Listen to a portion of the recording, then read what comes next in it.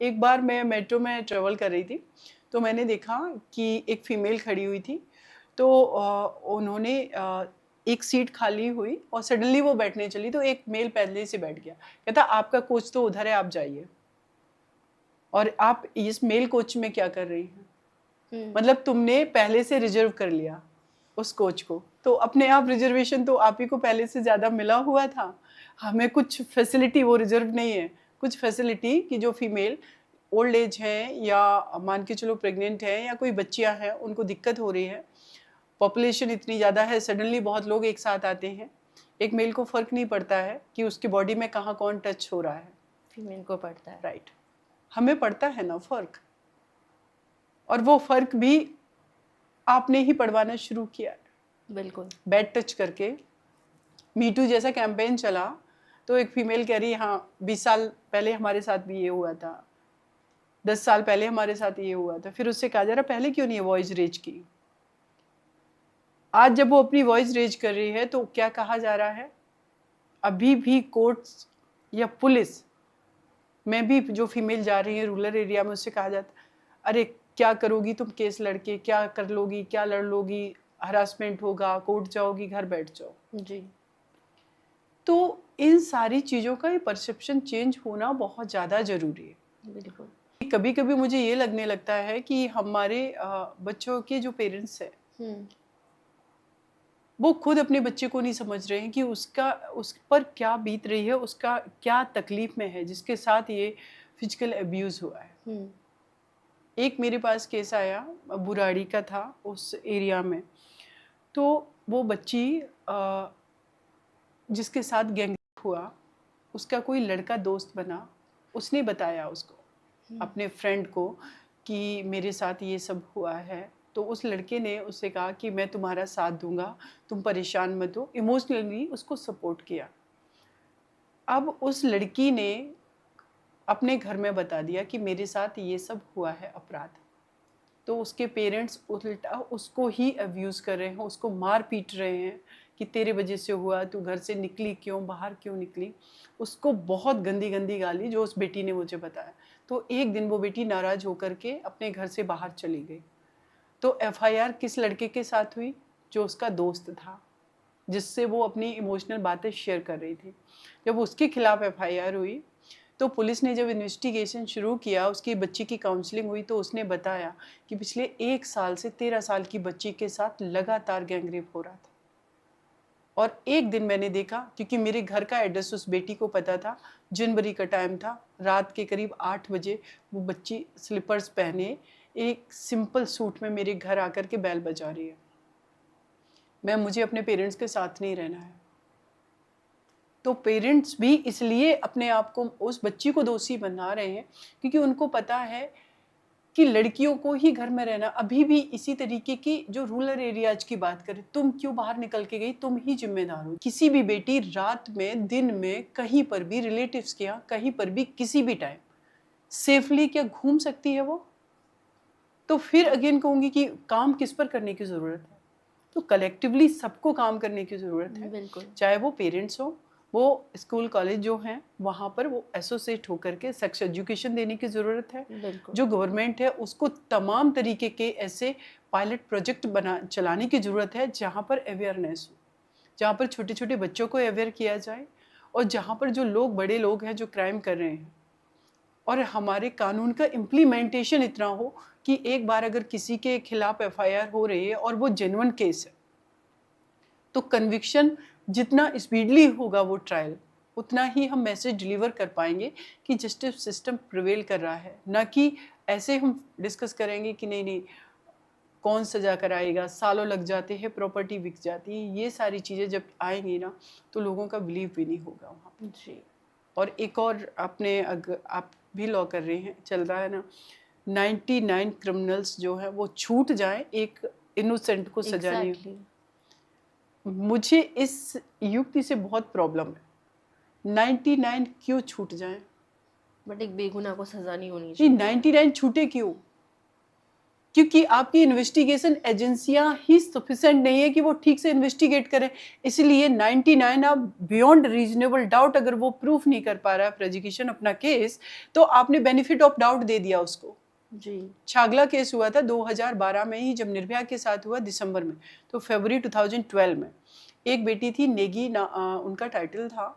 छागला जैसी जगह पर उनके साथ गैंगरेप हुआ, उनकी आंखों को फोड़ा गया, पेट्रोल उसमें डाला गया आंखों में, उनको पूरी बॉडी को छिन-भिन कर दिया गया था।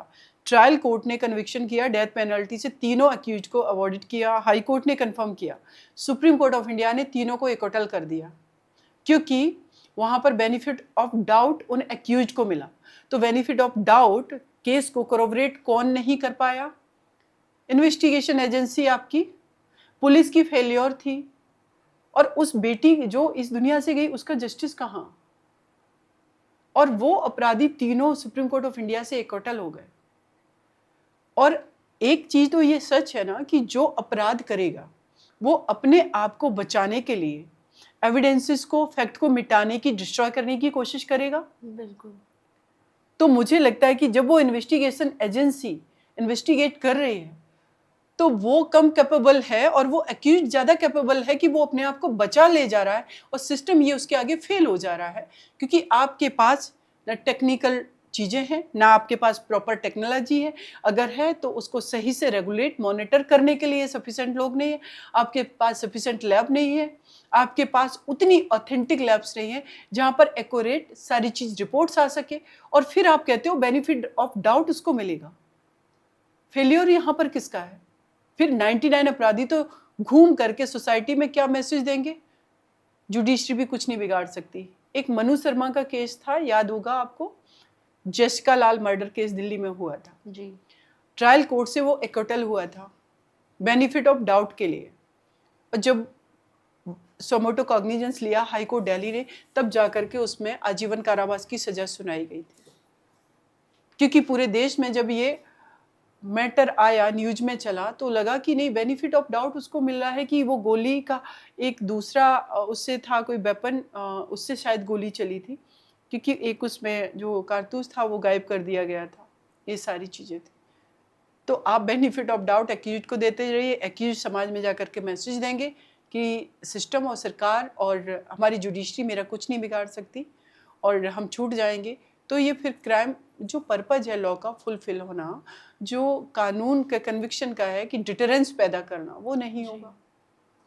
तो वही मेरा एक क्वेश्चन था इसी से रिलेटेड, कि जैसे अभी आपने एक क्वेश्चन का तो मेरा खुद ही आंसर कर दिया। जैसा मैं पूछना चाह रही थी आपसे कि निर्भया केस के बाद इतने प्रोटेस्ट हुए थे, इतने मार्च हुए थे, कि नेवर अगेन ये केस अब हो गया, दोबारा नहीं होना चाहिए ऐसा कुछ, किसी लड़की के साथ, किसी विमेन के साथ दोबारा ऐसा नहीं होना चाहिए। तो मैं, ये तो हम सबको पता है कि ऐसा कुछ कोई चीज़ एग्जिस्ट ही नहीं करती कि दोबारा नहीं होना चाहिए। बहुत हुआ है, इनफैक्ट पहले से ज़्यादा हुआ है। लेकिन अब उस केस के बाद बहुत सारी अमेंडमेंट्स, लॉ में चेंजेस, और कुछ लॉ स्ट्रिक्ट हुए थे, थोड़ा सा पुलिस भी एक्शन में आई थी। तो अब उसमें क्या कुछ उसकी वजह से कोई डिफरेंस आया था?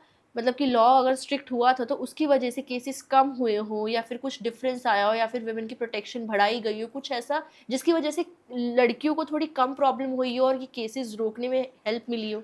एक चीज़ तो रिया जी हम डिनाई नहीं कर सकते हैं कि आफ्टर निर्भया केस हमारी विमेन ने भी अपने इशूज़ को आइडेंटिफाई करके फ्रंट पर रखना शुरू किया है, चाहे वो उनका सोशल मीडिया का प्लेटफॉर्म हो। दूसरा, कानून में जो अमेंडमेंट किए गए हैं, जैसे जुवेनाइल एक्ट में चेंज किया गया, अमेंडमेंट किया गया कि पहले क्या था, जो भी अंडर 18 है वो जुवेनाइल है, और वो पूरी तरीके से उसको लॉ का बेनिफिट मिलेगा। अब हीनियस क्राइम में 16 ईयर एज कर दी गई, और ये देखा गया है कि अगर उसका वो इतना मैच्योर है और उसका स्टेट ऑफ माइंड इतना है कि वो अंडरस्टैंड कर रहा है हर चीज़ को, और पॉसिबिलिटी है कि वो नहीं बाद में ठीक होगा, तो एज ए अडल्ट उसके साथ में ट्रायल चलेगा।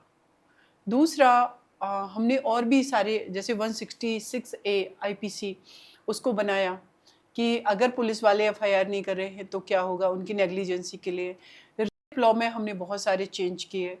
पहले था कि सीमन का पाया जाना मैंडेटरी था, अब ऐसा नहीं है, राइट। पोक्सो एक्ट 2012 में ही आया, तो बिल्कुल। उसमें भी बहुत जगह, लेकिन सबसे बड़ी बात जो है अभी भी इम्प्लीमेंटेशन नहीं है, उसकी कमी है। आप कितना भी कानून बना लीजिए, उन कानून का अगर सही से इम्प्लीमेंटेशन नहीं होगा तो फिर सोसाइटी में उसका इम्पैक्ट, पॉजिटिव इम्पैक्ट नहीं दिखेगा आपको। जी। और वो जो मैं फील कर रही हूँ, जो मैंने प्रैक्टिकली जो मैं देख रही हूँ, जो फेस करती हूँ अपने केसेस में भी, कि इन कानूनों का इम्प्लीमेंटेशन क्यों नहीं है। तो बात अगेन वहीं आ जाती है कि इम्प्लीमेंट तो आप तब करवा पाओगे जब आपके पास सफिशिएंट पुलिस होगी, आपके पास सफिशिएंट कोर्ट्स होंगे, आपके पास टेक्निकल चीज़ें होंगी, अकाउंटेबल लोग होंगे, सेंसिटिव पुलिस होगी, सिस्टम फीमेल को लेकर के सेंसिटिव होगा, और फीमेल भी अपने राइट को लेकर के अवेयर होंगी। एग्जैक्टली। कुछ चीज़ें तो फीमेल को भी अपने आप में चेंज करने की ज़रूरत है। वो एक ही बात मैं कहूँगी कि मेल के परसेप्शन से नहीं, सोसाइटी के परसेप्शन से नहीं, नेचुरली जो सही है वो आप खुद डिफाइन करना शुरू करो। आप अपने परसेप्शन से अपने आप को बनाओ, अपने आप को देखो। आप एक इंडिविजुअल हो जी। और इस डाइवर्सिटी का रिस्पेक्ट करना चाहिए। कोई भी बेटी कैसी भी है, कैसी भी दिखती है, किसी से कोई कंपटीशन नहीं है। आप अपने आप को डे बाय डे अपडेट करो, अपने आप को हेल्दी बनाओ, सोसाइटी को समझो, बाहर निकलो, एक्सपोजर लो और कलेक्टिवली निकलो, ग्रुप में निकलो। ये सड़कें रात की है ना, जब आप हॉस्टल में पढ़ रहे हो, निकल रहे हो, तो सिंगल नहीं निकलो, क्योंकि सिंगल तो अभी निकलने का बेटे को ही राइट है ना। बिल्कुल। तो आप अभी कलेक्टिवली निकलना शुरू करो, लेकिन निकलो तो सही। जी। ये रातें, ये सड़कें आपकी भी हैं, कोई बिल्कुल। कैसे हमसे छीन सकता है। तो बहुत सारी बेटियों ने बहुत सारे हॉस्टल में किया भी है, प्रोटेस्ट किया है कि नहीं, रात में हमें लाइब्रेरी में एक्सेस नहीं है, हमें पढ़ने नहीं दिया जा रहा है। तो उन्होंने प्रोटेस्ट वगैरह किए हैं और ये हुआ है। तो देखिए, अभी मैं कहूँगी कि हमारा जो देश है वो सच में बहुत प्रोग्रेस कर सकता है अगर बेटियां अपने को अपने तरीके से डिफाइन करें, दूसरे के परसेप्शन से नहीं।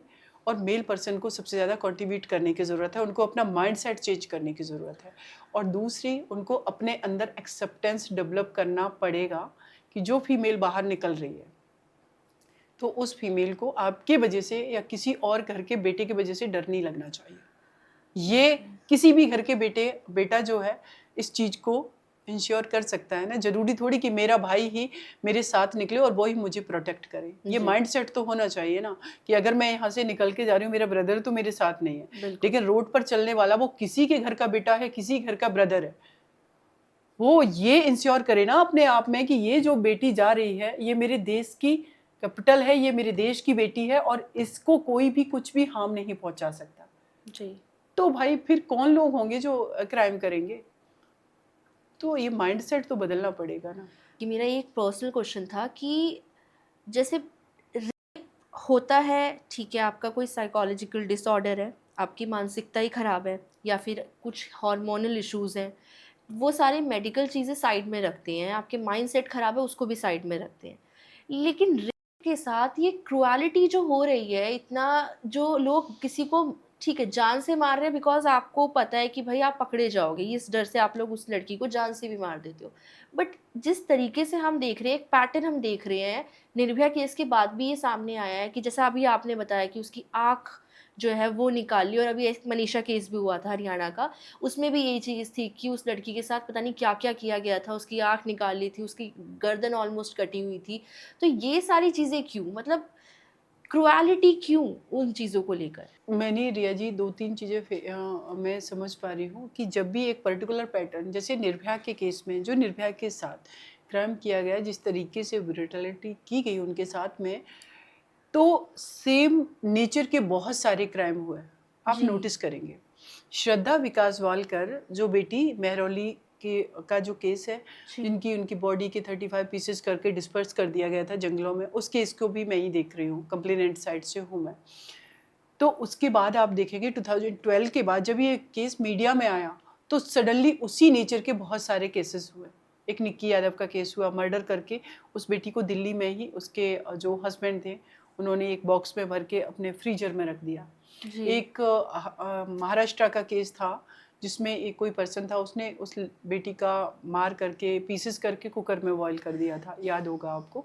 तो सेम ने तो ये जो मीडिया में चीज़ें चलती हैं उसका मुझे लगता है कभी कभी निगेटिव इम्पैक्ट इस सोसाइटी पर पड़ता है, और ऐसे माइंडसेट के अगर लोग हैं तो वो उसी तरीके का क्राइम करने लगता है। एक मेरे पास केस आया, तभी की बात है 2020 यस। तो वो फीमेल मैट्रिमोनियल डिस्प्यूट था, उसमें उसका कहना था कि मैम मेरे हस्बैंड मुझे थ्रेट करते हैं, कहते हैं कि तेरा हाल निर्भया जैसा कर दूंगा। आप सोचिए कि जो न्यूज़ में चल रहा है तो उस चीज़ को लोग इस तरीके से नहीं ले रहे हैं कि इस तरीके से एक क्राइम हुआ, ये तो बहुत गलत हुआ है जी। वो उस चीज़ को करने के लिए कि अगर अब मेरे सामने कोई फीमेल पड़ी और मुझे कुछ मौका मिला तो मैं ऐसा ही क्राइम करूँगा। तो जिनको हम कह सकते हैं वो मुझे लगता है कि जो लोग साइकोलॉजिस्ट वगैरह होंगे वो ज़्यादा बेटर तरीके से बता पाएंगे, लेकिन ये माइंडसेट तो है समाज में। एंड हस्बैंड को हम प्रोटेक्टर भी बोलते हैं, क्योंकि एक लेडी होती है वो अपने फादर या अपने ब्रदर के बाद जो जिसको देखती है वो अपने हस्बैंड से ही आस्क कर सकती है ना कि भाई वही प्रोटेक्ट करेंगे उसे। 7 फेरे हमारे हिंदू मैरिज एक्ट में मैरिज होते एक्ट हैं। में है ना, और वचन, वो प्रॉमिस, वो सब कुछ भूल जाते हैं, एक दूसरे को मार देते हैं लड़ने के लिए। तो मुझे लगता है कि जो जो फाउंडेशन है ना फैमिली का, जहाँ से शुरुआत होती है, उसको बीच बीच में मुझे लगता है हर 2 साल में हस्बैंड वाइफ को एक बार फिर से उनको रिवाइज करना चाहिए कि हमने जो प्रोमिसेस एक दूसरे से किए थे उसमें कुछ डिफिकल्टी है तो उनको कैसे हम फिर से निभाएं, कैसे क्या करें। सो जैसा हमारा पॉडकास्ट है जिसमें हम सिर्फ लॉ के रिलेटेड बातें करते हैं, ठीक है, हमने काफ़ी चीज़ें इस पॉडकास्ट में out of the box discuss की, तो वो करनी ज़रूरी भी थी। जितना मुझे पता है कि लॉ सिर्फ एडवोकेट्स का काम नहीं है जानना, नॉर्मली जो लोग होते हैं उनको पता होना चाहिए लॉ के बारे में। सो अब जो रेप केसेस होते हैं, ये फिजिकल अब्यूज़ केसेस होते हैं, इनके लॉज होते हैं, तो ये क्या पहले प्रोटेक्ट करने के काम आते हैं लेडीज़ को, वुमेन को, या फिर इनका काम सिर्फ ट्रेजेडी होने के बाद ही आता है? 2 चीज़ें हैं। हमारे पास जो कानून है, जो लॉज हैं, उनका पर्पज़ ये है कि अगर किसी ने क्राइम किया तो उसको ये सज़ा मिलेगी। जी। ये तो हो गया आपका कोडिफाइड लॉ। ठीक है। लेकिन वो क्राइम ना करे उसके लिए हमारे पास क्या है? तो दीज आर डिफरेंट थिंग्स ना। Exactly, to protect her. उसके लिए सबसे ज़्यादा ज़रूरी है कि फीमेल अपने आप को खुद प्रोटेक्ट करने के लिए वो खुद क्या कर सकती है। दूसरा, सरकार को कानून टाइम टू टाइम जो अमेंड कर रही है उससे ज़्यादा ज़रूरी है कि वो प्रिवेंटिव मेजर्स पर काम करे। ओके। और उसमें इन्वॉल्वमेंट हो साथ में फैमिली का, उस हर इंस्टीट्यूशन का जहाँ पर लोगों से, फीमेल से, सभी से इंटरेक्शन ज़्यादा होता तो यानी कि कोई स्ट्रिक्ट प्रिवेंटिव लॉ नहीं है? नहीं है। Exactly Okay. ये तो कोडिफाइड लॉ है। वो तो हम जुडिशियल सिस्टम, जुडिशरी में हमें जाने की क्यों ज़रूरत पड़ रही है, पुलिस के पास जाने की क्यों ज़रूरत, उससे पहले क्या, पुलिस में तो हम तब जा रहे हैं ना जब मेरे साथ क्राइम हो रहा है। वो क्राइम ना हो उसके लिए क्या। वही तो exactly. 2 चीज़ हैं कि एक तो क्राइम अगर हुआ तो उसका conviction timely, time bound, justice proper तरीके से, ट्रांसपेरेंट, हर तरीके से अगर जल्दी हो जाता तो उसका एक पॉजिटिव मैसेज जाएगा जिससे डिटरेंस की वजह से क्राइम रुकेगा। एक तो ये चीज़ है। बिल्कुल। लेकिन फिर भी अगर क्राइम हो रहा है और बहुत ज़्यादा हो रहा है तो उसके लिए आपको प्रिवेंटिव मेजर्स के तौर पे काम करना पड़ेगा। आपको पायलट प्रोजेक्ट चलाने पड़ेंगे। अब एक स्लोगन था सरकार का, बेटी बचाओ बेटी पढ़ाओ। जी है। बहुत लोगों ने उसका मिस इंटरप्रिटेट किया, लेकिन लोगों के माइंड में गया ना वो चीज़ कि बेटी को पढ़ाना है, बेटी को बचाना, मतलब सभी को पता है कि बेटियां मारी जा रही हैं। तो वो चीज़ आई है ना कि कहाँ कहाँ मारी जा रही हैं, तो वो हमें आइडेंटिफाई करना है उन जगहों को कि बेटी बचाओ, बेटी को पढ़ाना है।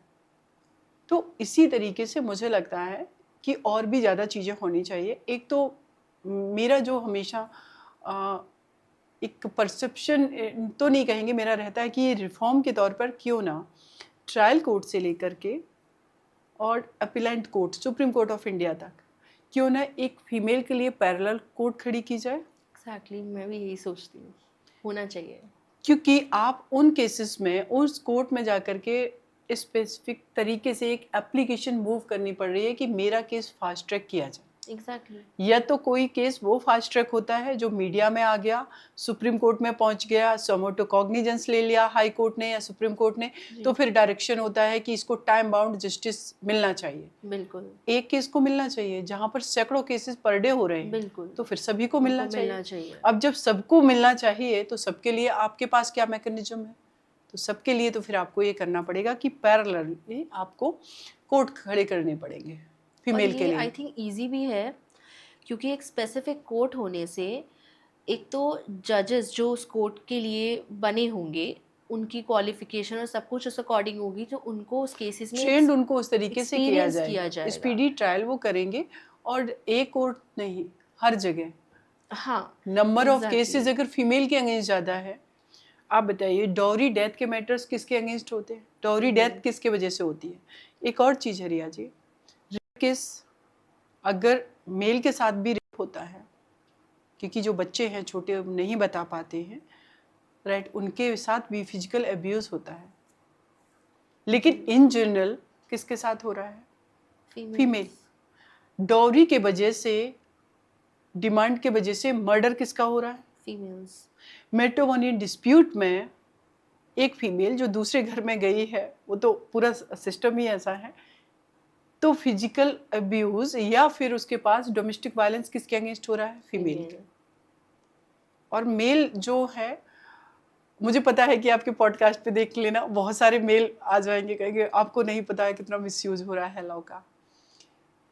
तो आप मिसयूज इस चीज़ को भी समझने लगे हैं, मुझे कभी कभी लगता है। क्लैरिफाई करना बहुत ज़रूरी है। एक केस, एक फीमेल को उसके हस्बैंड ने मारा पीटा, या उसके इन-लॉज ने कुछ बोला जी। या शादी में प्रॉपर डॉरी नहीं दी गई, तो उसके लिए कमेंट किया गया। अब हमारा 498A सेक्शन क्या कहता है?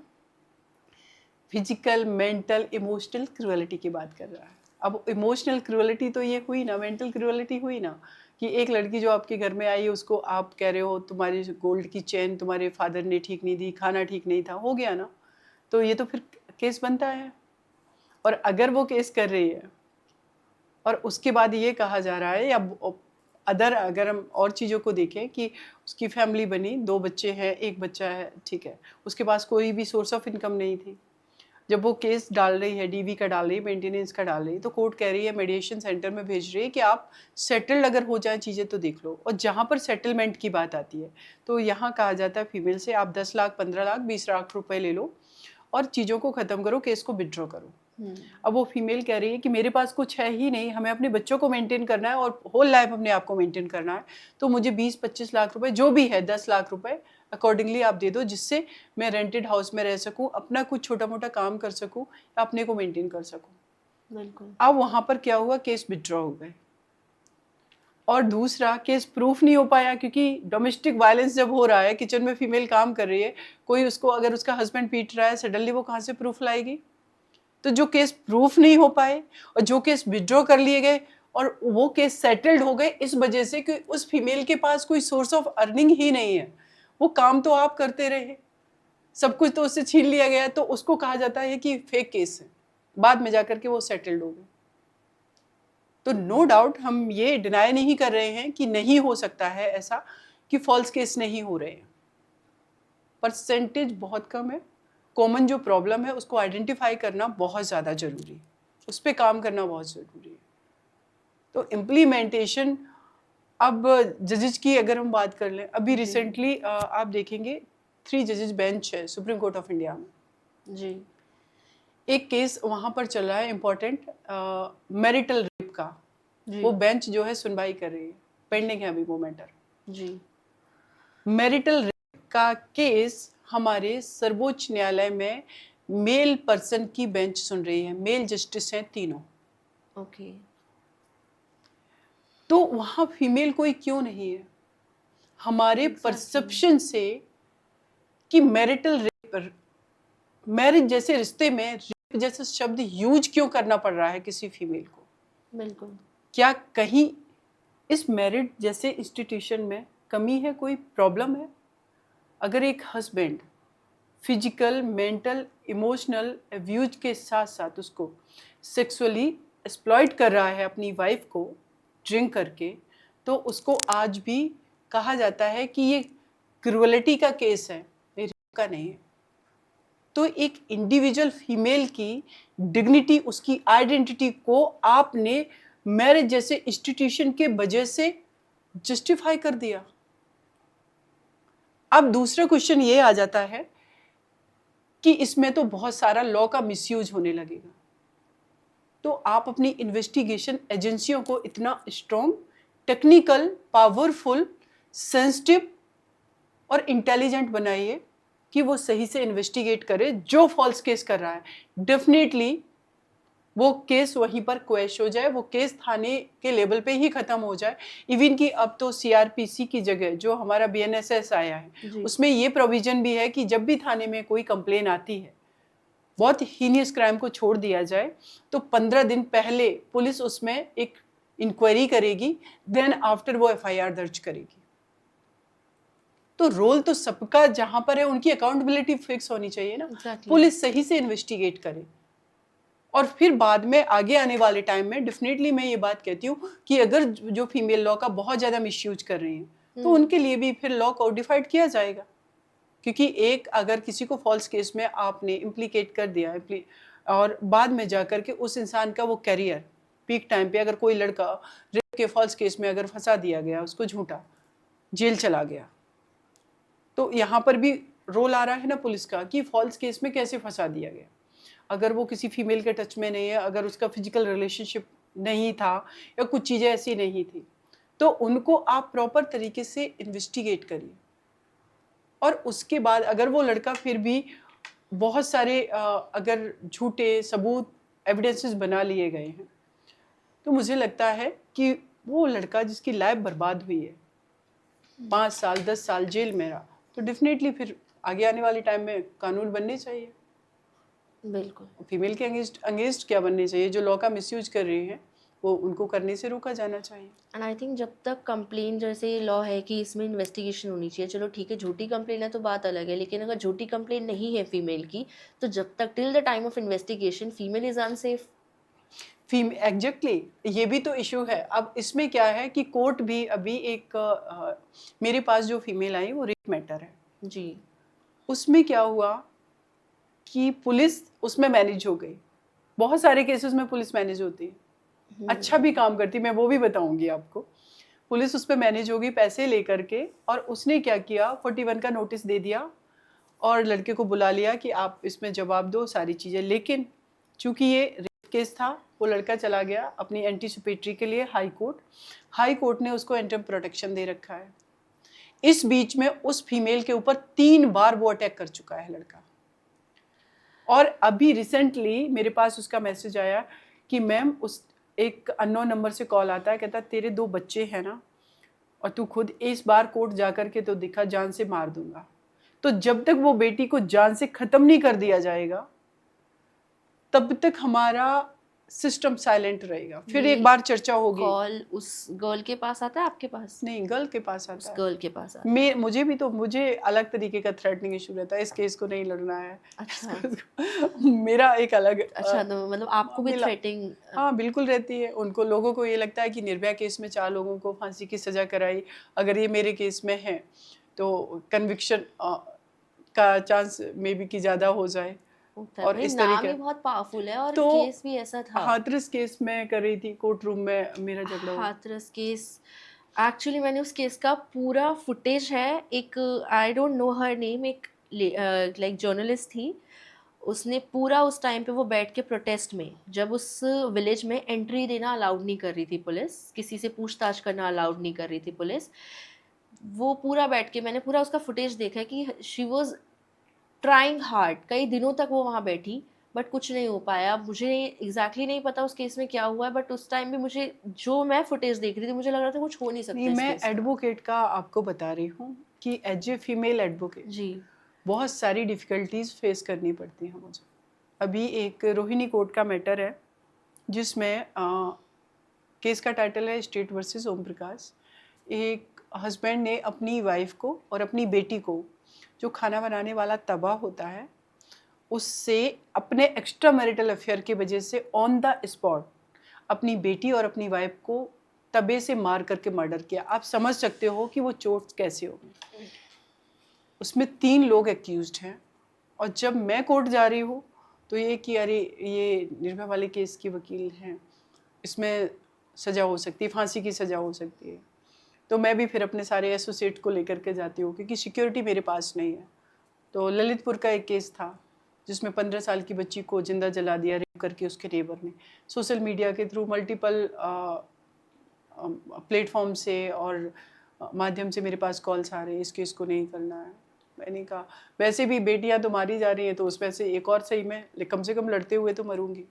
तो ऐसे ये रियलिटी है हमारे समाज की कि अभी मध्य प्रदेश हाई कोर्ट में कोई जस्टिस बने हैं, उनके ऊपर एलिगेशन था, वो जज ने लगाया था, लेडी जज ने, ओके कि उनके साथ, और उन्होंने रिजाइन कर दिया था। उसके बाद उन्होंने सुप्रीम कोर्ट ऑफ इंडिया को एक लेटर लिखा और उसमें बताया कि ये बेटी अपने ही सिस्टम से हार गई, जो सिस्टम सबको न्याय देने की बात करता है। तो क्या हुआ? कुछ भी नहीं हुआ। वो स्टिल जिन्होंने उनको अब्यूज़ किया था वो हाई कोर्ट के जस्टिस हैं, मध्य प्रदेश हाई कोर्ट के जस्टिस हैं। कुछ नहीं हुआ, वो अभी भी अपनी पोजीशन पे है। अपने पोजीशन पे। तो सुप्रीम कोर्ट ऑफ इंडिया के retired chief justice of India, तो उनके ऊपर भी एलिगेशन लगा था, आपको याद होगा, जो उनके स्टाफ थी लेडी, उन्होंने लगाया था ना सेक्सुअल हरासमेंट का, जिन्होंने अपना खुद का ट्रायल कर लिया क्योंकि सुप्रीम कोर्ट ऑफ इंडिया के जस्टिस के पास ये पावर है कि वो अपना खुद का ट्रायल कर सकते हैं। लेकिन आर्टिकल 21 क्या कहता है? नेचुरल जस्टिस कहाँ चला गया? जो अपना ऊपर लगे एलिगेशन का खुद ही ट्रायल करेगा वो जस्टिस करेगा। तो सब कुछ बदलने की ज़रूरत है और स्पेशली मैं कहना चाहती हूँ फीमेल को आगे आकर के चीज़ों को इस मॉडिफाई करने की ज़रूरत है कानून को, क्योंकि हम अपने लिए कानून नहीं बनाना चाहते हैं, अपने फेवर के कानून नहीं बनाना चाहते।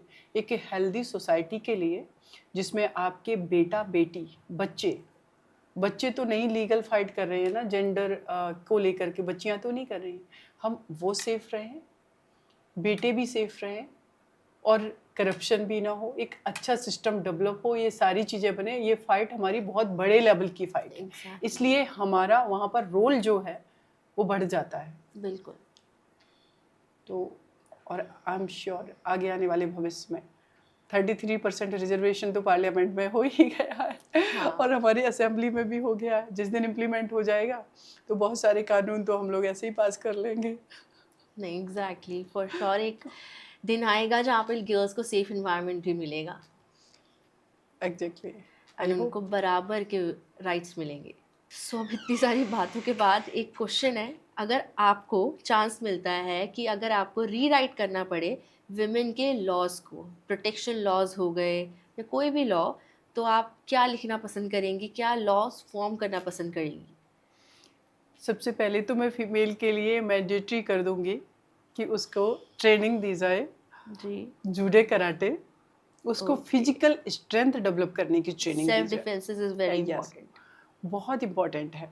ओके। और उसके अलावा फिर उसको इतना अवेयर किया जाए, फीमेल को ही नहीं मेल को भी अवेयर किया जाए कि फीमेल के राइट्स क्या हैं और मेल की ड्यूटी क्या है। अवेयरनेस बहुत ज़्यादा इम्पोर्टेंट है।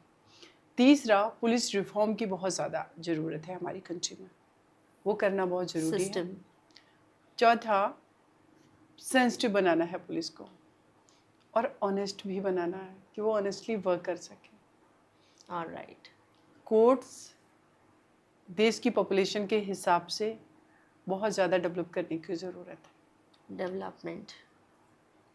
इसके अलावा सरकार को, गवर्नमेंट को इस चीज़ पर काम करना चाहिए कि जो जेल हैं उनकी कैपेसिटी बढ़ाने की जगह उनको कम किया जाए। क्योंकि आपको क्राइम रोकने पर काम करना है तो क्रिमिनल्स, जो प्रिजनर्स हैं, जो अंडर ट्रायल हैं प्रिजनर्स, उनकी संख्या कम हो, उसके लिए आप सोशल रिफॉर्म के माध्यम से, पुलिस रिफॉर्म के माध्यम से, पूरे जुडिशियल सिस्टम के माध्यम से, फास्ट ट्रैक कोर्ट करके, इन सारे एंगल्स पे वर्क करने की ज़रूरत है। और जी। ये सब होगा तो डेफिनेटली इसमें चेंज आएगा। और इसमें आपका एक आइडिया है जो आपका और मेरा कॉमन आइडिया है, वो मैं ऐड ऑन करना चाहूँगी, एक अलग कोर्ट फॉर या हाँ, स्पेशली ये या बहुत इम्पोर्टेंट है कि जो फीमेल के लिए एक पैरेलल यस। ट्रायल कोर्ट से लेकर के हाई कोर्ट और सुप्रीम कोर्ट ऑफ इंडिया तक, अपीलाइट कोर्ट और ट्रायल कोर्ट फीमेल के लिए अलग से होने चाहिए, जिसमें हमें ये एप्लीकेशन ही मूव ना करने पड़े कि ये केस फास्ट ट्रैक होना चाहिए। जी। उसकी प्रोसीडिंग सारी, और इवन अभी तो बहुत सारे महिला थाने भी बने हुए हैं, लेकिन बहुत ज़्यादा महिला थानों की भी ज़रूरत है जहाँ पर फीमेल ईजिली जा कर के अपनी बात रख सके। एक मेल के सामने उनको डिफ़िकल्टी होती है कि अगर वो रेप सर्वाइवर है तो जा कर के अपनी बात भी करें। अभी तो बहुत सारी कंट्री में हमारी फीमेल एक जब हम केस फाइट कर रहे होते हैं, ट्रायल पे मैटर होता है, तो एक टर्म पर आर्ग्यूमेंट हो जाती है। इस लड़की ने तो बोला था मेरे साथ गलत हुआ, राइट। उसने वहाँ रेप शब्द का यूज़ नहीं किया, उसने वहाँ पर दुष्कर्म शब्द का यूज़ नहीं किया, उसने कहा मेरे साथ गलत हुआ, क्योंकि वो टेक्निकल नहीं है, उसको पता ही नहीं है। तो मुझे जो लॉ में अगर रिफॉर्म कहीं पर करना पड़ा तो मैं सबसे पहले एजुकेशन सिस्टम में जा कर के रिफॉर्म करूँगी, और एजुकेशन सिस्टम हम मैंडेटरी कर देंगे। जो बेसिक लॉ है वो बच्चे से लेकर के एडल्ट तक वो हर किसी को उसकी जानकारी हो, वो अवेयर हो, उन लॉ के साथ वो नॉन। मैम ऐसा ही एक क्वेश्चन मेरे माइंड में है। अब बहुत से लोग ये बोलते हैं कि तुम्हारे साथ गलत हुआ है, ठीक है, फिजिकल अब्यूज़ हुआ है because you were wearing wrong clothes, इतने छोटे कपड़े नहीं पहनने चाहिए, ठीक है, और राइट। एंड कुछ लोगों का कहना ये है कि जैसे ममता बनर्जी का भी कहना था कि इतनी रात को बाहर नहीं निकलना चाहिए, और कुछ लोगों का ये भी कहना है, मतलब कि बहुत कुछ कुछ एजेस पे भी सवाल उठाते हैं, बहुत अलग अलग चीज़ों पे कि इतना हंसती क्यों हो, ऐसे चलती क्यों हो, इस टाइप के कपड़े क्यों पहनती हो।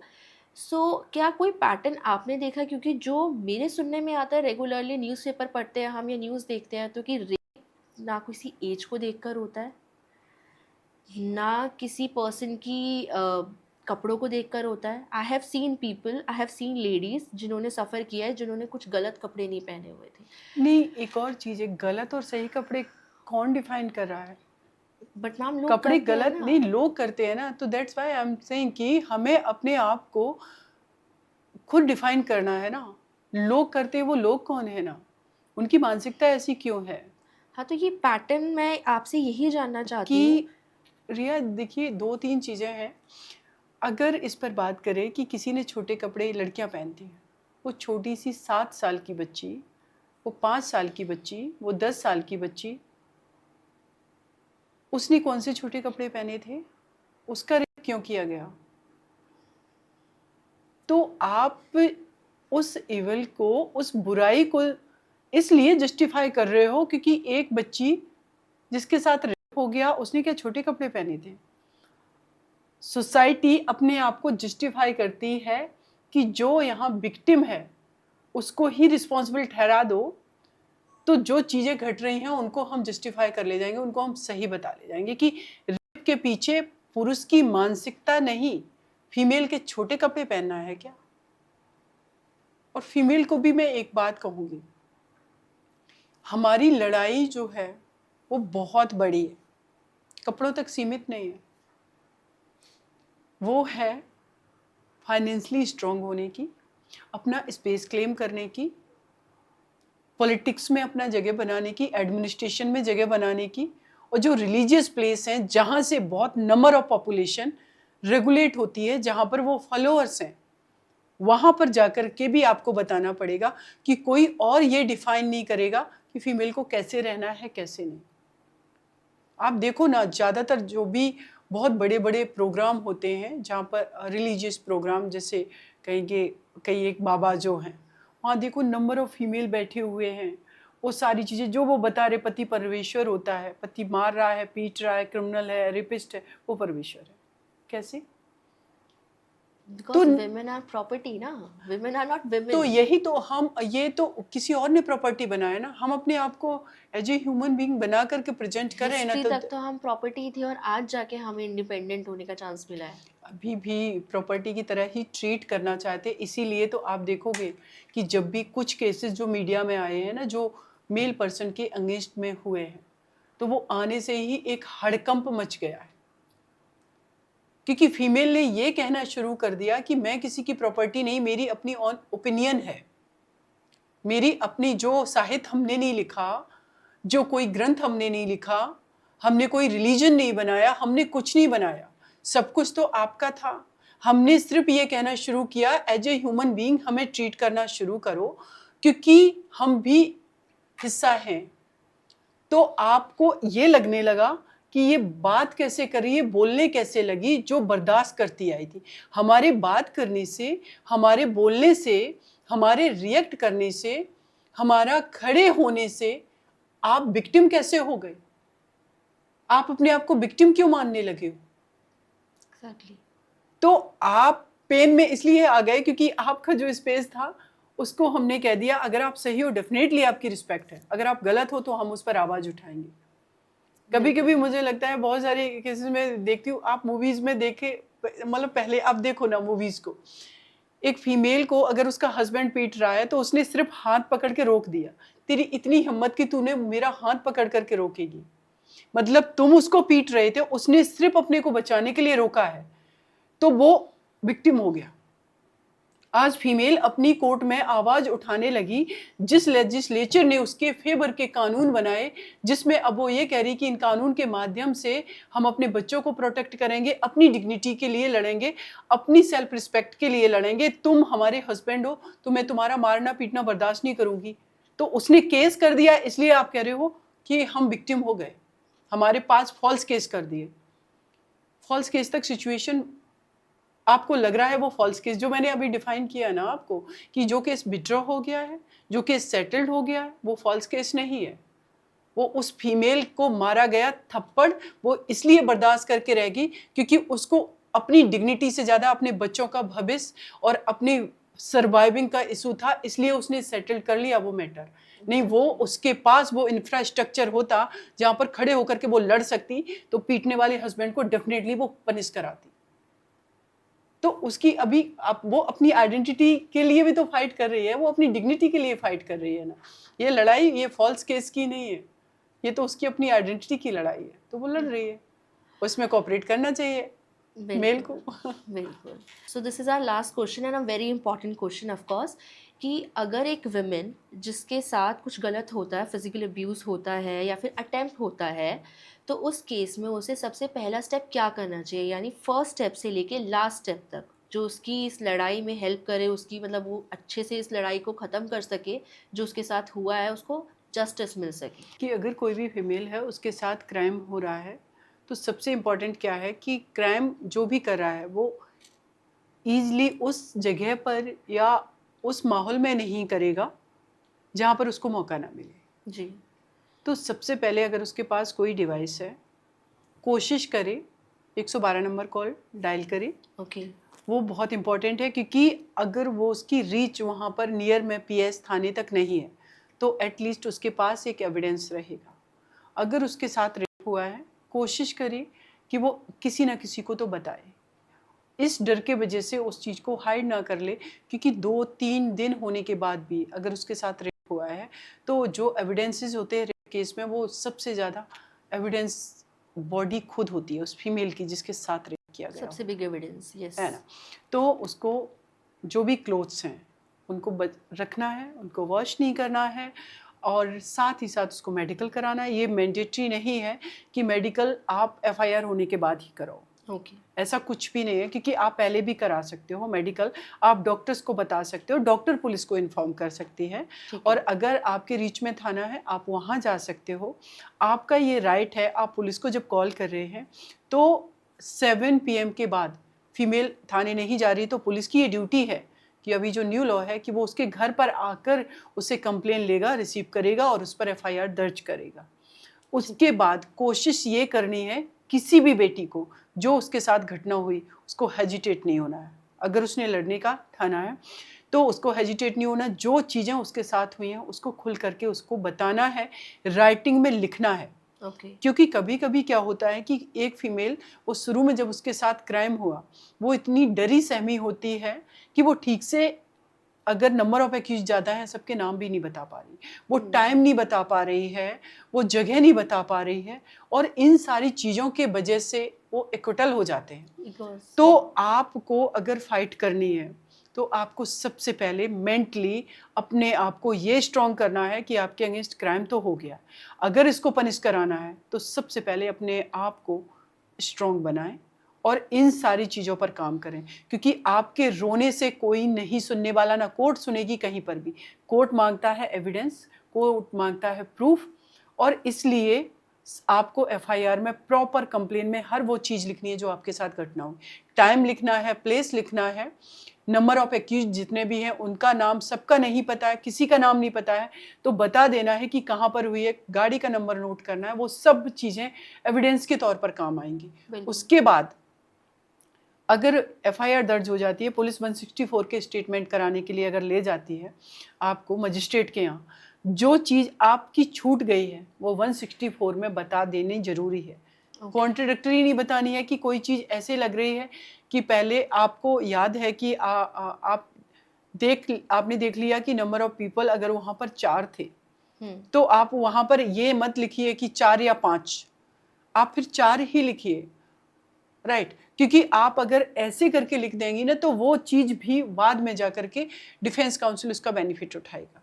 तो आपको क्लियर रहना बहुत ज़्यादा ज़रूरी है, वो आपके 164 के स्टेटमेंट में होना चाहिए। उसके बाद अगर आप डॉक्टर को कोई बात बता रहे तो वहाँ पर भी सारी चीज़ें होनी चाहिए आपके। तो एक्स्ट्रा बहुत ज़्यादा आपको कुछ एड ऑन नहीं करना, आप क्लियरली अपने लिए फ़ाइट करना चाहते हैं। और दूसरी चीज़ सबसे इम्पॉर्टेंट, आपके पास अगर एंड्रॉयड फ़ोन है, कोई भी फ़ोन चलाती हैं, अगर आपके पास यूट्यूब है, at least as a citizen, as a female, आपकी ये ड्यूटी है कि आप यूट्यूब पे जा कर के लॉ से रिलेटेड जो भी अवेयरनेस प्रोग्राम है, या फिर बहुत सारे यूट्यूब चैनल पे पड़े हुए हैं सारे, पहले आप क्या करें अगर आपके साथ ये घटना होती है, आपका क्या क्या राइट है, तो बेसिक्स चीज़ें हैं। ज़रूरी नहीं वो फीमेल मुझ तक पहुँचे, आप तक पहुँचे, लेकिन आज सोशल मीडिया पर, आज यूट्यूब पर बहुत सारी इन्फॉर्मेशन है जहाँ से आप अपने आप को इंफॉर्मेशन अवेयर कर सकते हो, इंफॉर्मेशन गेन कर सकते हो। आपके साथ अगर रेप हुआ है तो आप रेप शब्द का यूज कीजिए वहाँ, आप गलत, मेरे साथ गलत हुआ ये मत बोलिए जी, क्योंकि आप अगर हेजिटेट हो रहे हैं इसका किसी पर कोई फर्क नहीं पड़ेगा, वो आपका केस ही कमज़ोर होगा।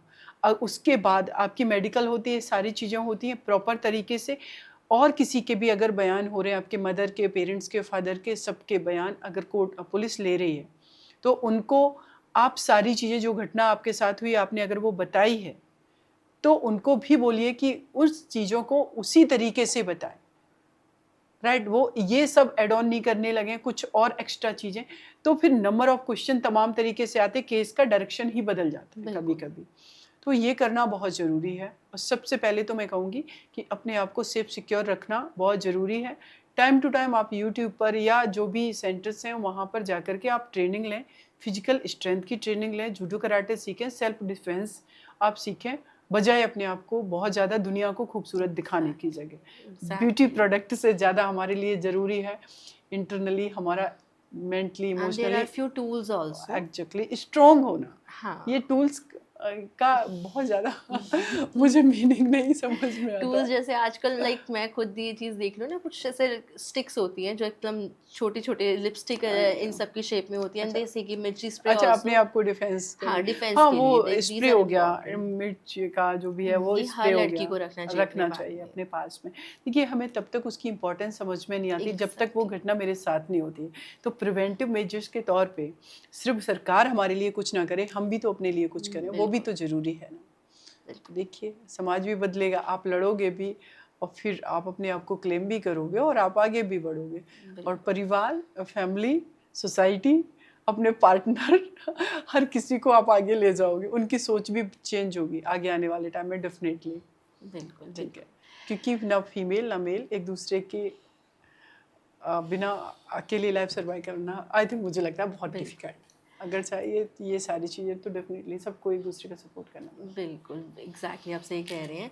सो इस पॉडकास्ट का जो हमारा मेन एम था, वो एम ये नहीं था कि हम किसी को गलत दिखाएं, कि हम एक जेंडर को कम दिखाएं, एक को ज़्यादा दिखाएं, या फिर सिर्फ हम एक ही जेंडर को दिखाएं कि उनके साथ गलत हो रहा है, कि हम गर्ल्स जेंडर को विक्टिम दिखाना चाह रहे हैं।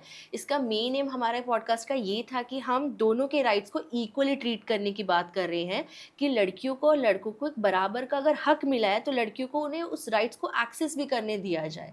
जैसे बाहर निकलना होता है, ये राइट लड़कियों के पास है लेकिन वो निकल नहीं पाती देखिए है। 2-3 चीज़ें रिया जी, अगेन मैं एक बात कहूँगी, जी हमने अपनी बेटियों को ये अधिकार दे दिया है, जी तो अधिकार उनके पास था क्यों नहीं, और था किसके पास, तो जिसने दे दिया उस पर बिल्कुल। क्लियरली बात होना बहुत ज़रूरी है। वन ऑफ द और पॉइंट। इस चीज़ को मेल पर्सन को एक्सेप्ट करना पड़ेगा।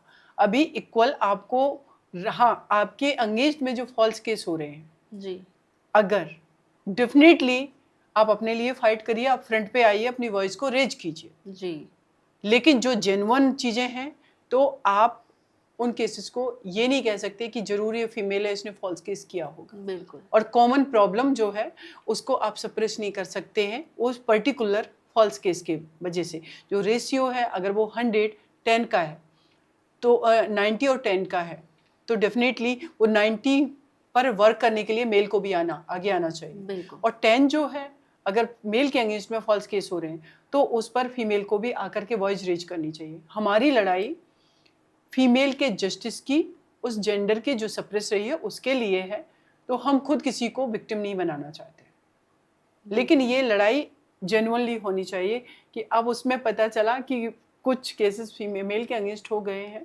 जो मीडिया में हाईलाइटेड हैं बहुत सारे, तो उसके वजह से एक नैरेटिव क्रिएट कर दिया जाए कि फीमेल भी तो ऐसे कर रही हैं।